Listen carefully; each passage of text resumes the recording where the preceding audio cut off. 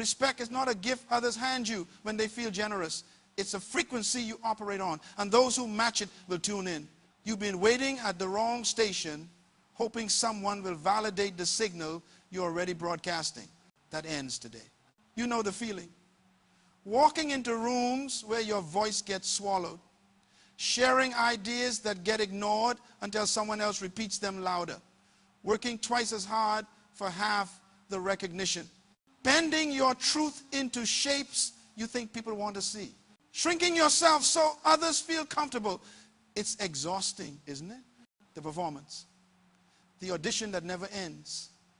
You're constantly proving, explaining, justifying your existence in spaces that should already feel your presence. You've become an expert at reading rooms, at calculating how much of yourself is acceptable, at monitoring everyone's temperature while your own soul freezes. And here's the torture. You watch people with half your skill command attention. You see mediocrity walk in with confidence you've never felt. You notice how certain people just speak and the room goes quiet, not because they're louder, but because something in them expects to be heard. Meanwhile, you're over-explaining, over-apologizing, over-functioning just to be tolerated, not celebrated, not honored, tolerated. Like you're a guest in your own life. The confusion is real. You were taught that humility means making yourself small, that patience means waiting for your turn, that respect is something you earn through endless sacrifice and silent suffering. So you gave and gave. You showed up and stayed quiet. You worked in the shadows, hoping someone would finally see you. And some did see you. They saw someone useful, someone safe, someone who wouldn't challenge them or make them uncomfortable, someone they could overlook without consequence. The rejection cuts differently when it's subtle. It's not always dramatic. It's the slight pause before someone acknowledges your contribution, the meeting that happens without you, the decision made about your life that you weren't consulted on, the way your name gets left off the list, the conversation that goes quiet when you approach death by 1,000 dismissals and you've internalized it. You started to believe that maybe you're too sensitive, maybe you're imagining it, maybe you need to work harder, be better, prove more. But here's what's really happening. You've been seeking permission to exist fully. You've been waiting for someone to anoint you worthy. You've been looking for external validation of an internal truth. And that's the trap. Because respect from others is a response, not a gift. It responds to what you believe about yourself. It echoes what you project. And right now, you're projecting a question. Am I enough? And the world is answering honestly. We don't know. Are you? You feel it most when you're alone. That ache, that voice that says you're invisible, that maybe you don't matter the way other people matter, that your dreams are too big for someone like you, that your voice doesn't carry weight, that your presence is forgettable.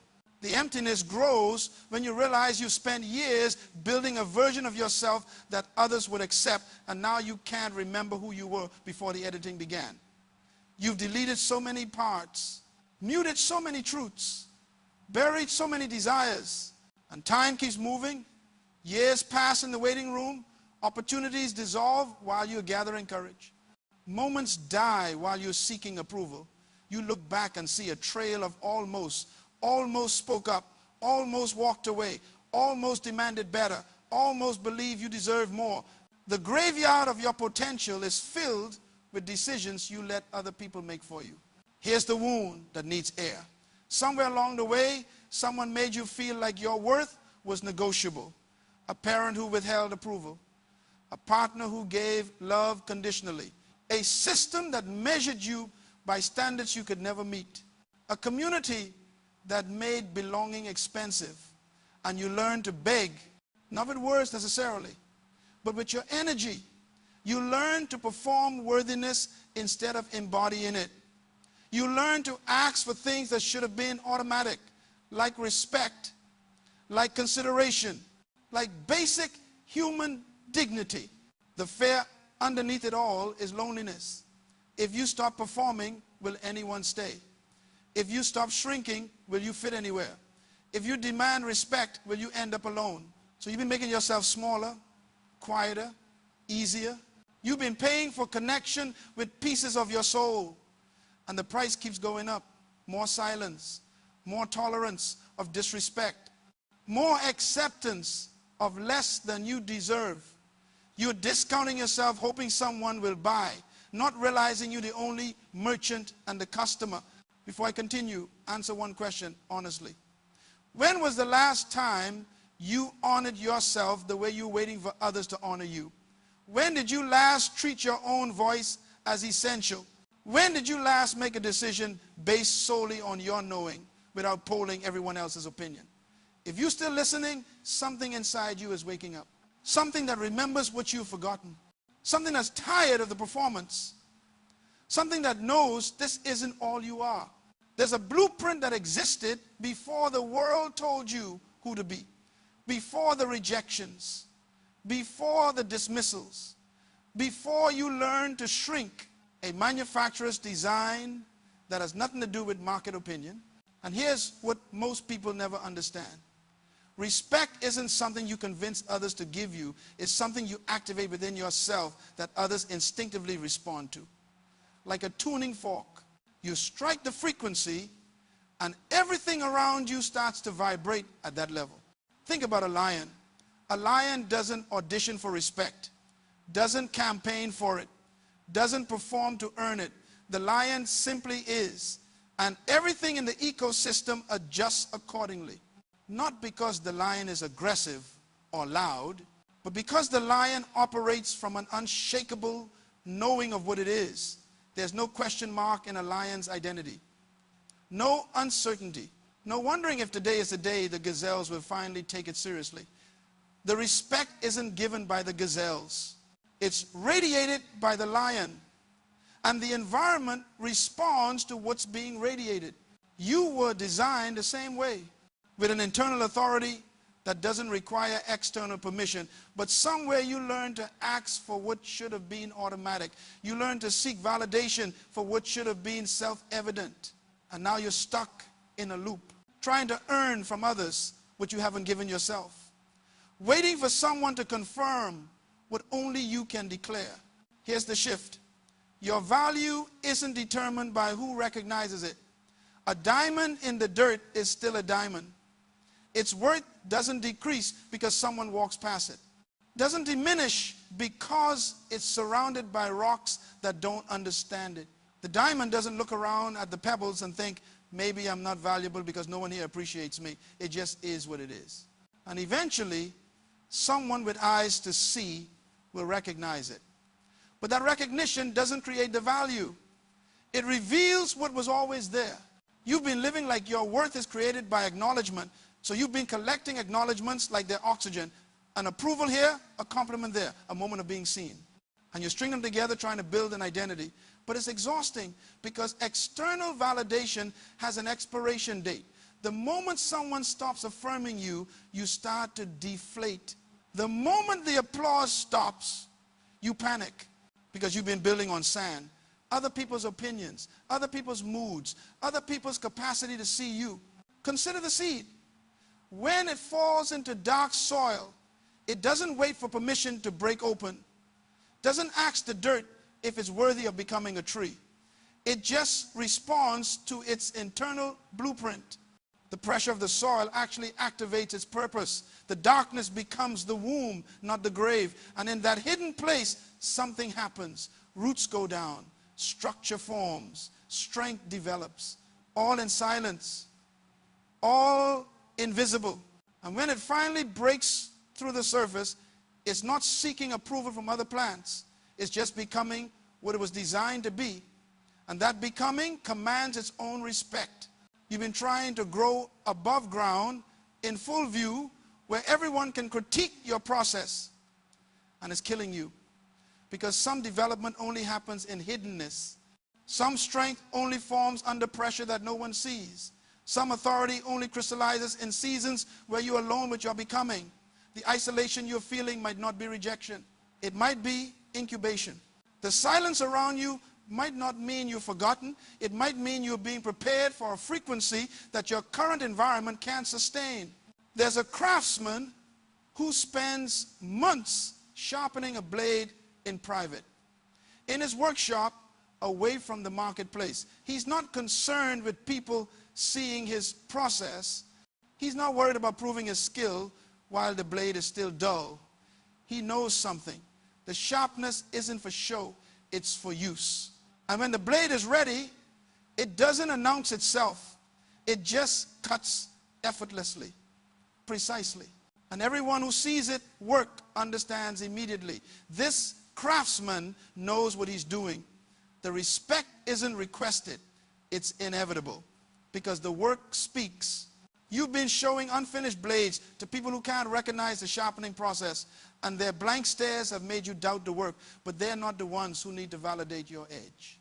Your job is to keep sharpening, to stay in the workshop when it's lonely, to keep refining when no one's watching, to trust the process even when there's no audience, because the blade doesn't become sharp through applause.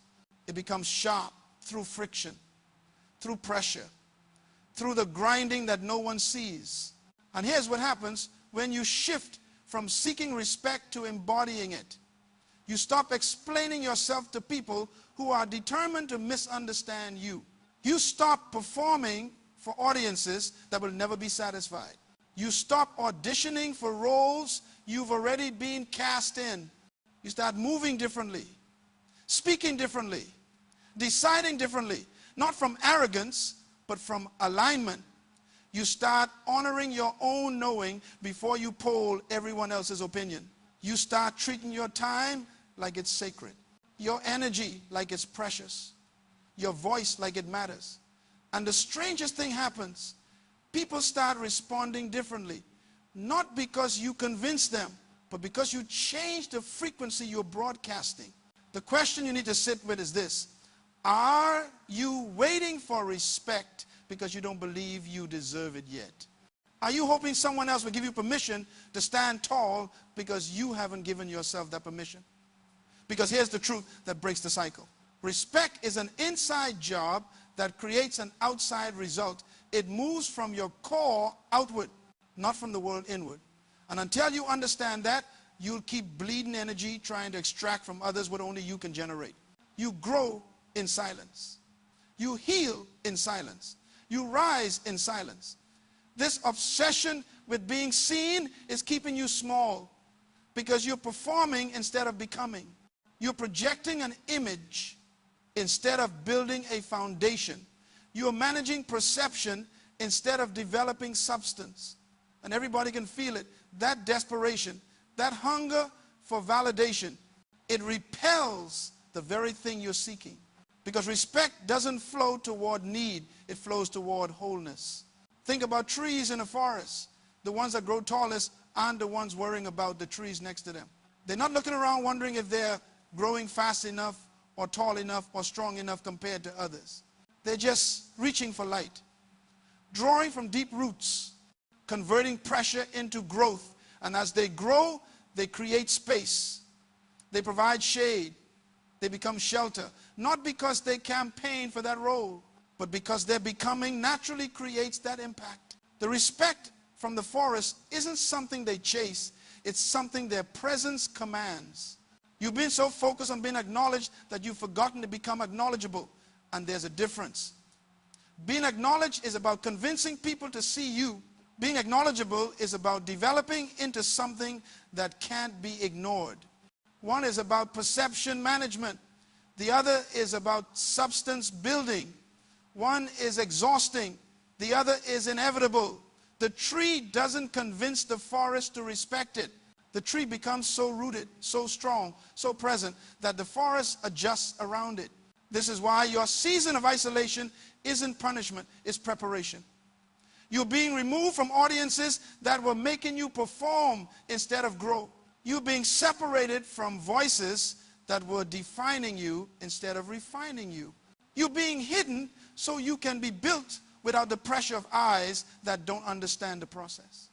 And it feels like death because you've been addicted to visibility. You've been measuring your worth by who's watching. But some things only develop in the dark. Some strength only forms in the unseen. Some authority only crystallizes when there's no one to perform for. The potter doesn't shape clay gently. There's pressure, spinning, uncomfortable heat. The clay doesn't get to vote on the process. It doesn't negotiate with the fire. It just surrenders to the transformation. And what comes out isn't what went in. The lump becomes a vessel. The formless becomes functional. The ordinary becomes extraordinary. Not through comfort, through process, through pressure, through the kind of heat that either destroys you or defines you. And the vessel doesn't emerge from the kiln asking if it's worthy. It just is functional. Beautiful, complete. And everyone who sees it knows this is crafted, this is intentional, this is valuable. You've been resisting the fire because you thought it was rejection, but it's refinement. You've been fighting the pressure because you thought it was punishment, but it's preparation. You've been crying in the darkness because you thought you were forgotten, but you're being formed. And the greatest disrespect you can give this process is to abort it because it's uncomfortable. To run from the heat because you'd rather have cheap validation than deep transformation. Here's what shifts everything. The moment you stop seeking respect and start embodying it, you become dangerous, not to others, to the systems that require your smallness, to the dynamics that depend on your silence, to the relationships that need you diminished. Because respect isn't passive. It has boundaries. It has standards. It has non-negotiables. And when you start operating from that place, you stop tolerating what you used to accept. You stop explaining what should be obvious. You stop auditioning for people who should already know your value. Direction is not the same as movement. You can be busy and still be lost. You can be active and still be off course. Most people are moving constantly but going nowhere that matters because they're following other people's maps, living other people's definitions of success, chasing other people's versions of respect, and they wonder why they feel empty when they arrive at destinations they never actually wanted to reach. You don't need more movement, you need clearer direction. And direction comes from knowing who you are and where you're going. Not from polling everyone around you, but where you should go. Good is often the enemy of right. You've been settling for good enough job, good enough relationship, good enough treatment, good enough existence, and good has kept you from the right path, the right people, the right treatment, the right life. Because good doesn't hurt enough to leave. It's just uncomfortable enough to make you miserable, but not uncomfortable enough to make you move. So you stay in good enough, tolerating disrespect, because it's not bad enough to justify walking away. But slow death is still death. Comfortable cages are still cages. The shift happens when you realize you're not asking for too much, you're asking the wrong people. You're not demanding too much respect. You're demanding it from people who aren't capable of giving it. And you keep going back to empty wells, wondering why you're thirsty. Keep knocking on doors that were never meant for you. Keep trying to fit into spaces that require you to contort. And every rejection feels personal when it's actually directional. It's not about your worth. It's about your path. Some people aren't supposed to respect you, because if they did, you'd stay in places you meant to leave. What if the disrespect is actually redirection? What if the doors closing are protecting you from rooms that would have killed your spirit? What if the people who don't see you are blind for a reason, so you stop performing for audiences that would have kept you small? What if this whole time you've been interpreting elimination as rejection when it's actually selection? You're being sorted, refined, directed, not randomly, intentionally, toward people, places, and purposes that match the frequency you're becoming. If you're still listening, something inside you is shifting. You're starting to feel it. That quiet knowing, that internal permission, that rise of something that's been sleeping. It's not loud. It's not dramatic, but it's undeniable. You're remembering who you are underneath all the performance, underneath all the shrinking, underneath all the years of making yourself acceptable. And that remembering is the most dangerous thing that can happen to the version of you that's been begging for scraps. You're about to walk differently, not with arrogance, with authority. There's a difference. Arrogance screams because it's insecure. Authority whispers because it's certain. Arrogance needs to prove. Authority just is. And you're shifting into that frequency right now, where you stop explaining yourself to people who are committed to misunderstanding you, where you stop defending your worth to people who profit from your doubt, where you stop negotiating for things that should never be up for debate, like your dignity, like your voice, like your right to take up space. The old you would have read these words and felt inspired for a moment, then gone back to the same patterns, waiting, hoping, performing. The old you would have nodded along and then still asked permission tomorrow, still shrunk in that meeting, still accepted that disrespect, still tolerated being invisible. But something's different this time. You feel it. There's a finality in your spirit, a line being drawn, a season ending. You're done auditioning, done explaining, done waiting for people to finally see what's been visible all along. This is the moment where everything splits, where you either step into what's been calling you or you retreat back into what's comfortable, where you either honor the truth waking up inside you or you silence it again because it's inconvenient, where you either become who you were designed to be or you keep playing the roles others assigned you. And here's what you need to know. If you choose yourself right now, some people will be confused. Some will be angry. Some will call you changed. And they'll be right. You are changed. You're done being small so they can stay comfortable. The respect you're about to command won't come from convincing anyone. It'll come from you finally aligning with your own truth, from you honoring yourself first, from you making decisions that reflect your value instead of decisions that beg others to see it. And when you make that shift, watch what happens. Watch how people who ignored you suddenly pay attention, not because you got louder, because you got clearer, not because you became someone else, because you stopped pretending to be someone else. Some people will leave, let them. They were never meant for this version of you.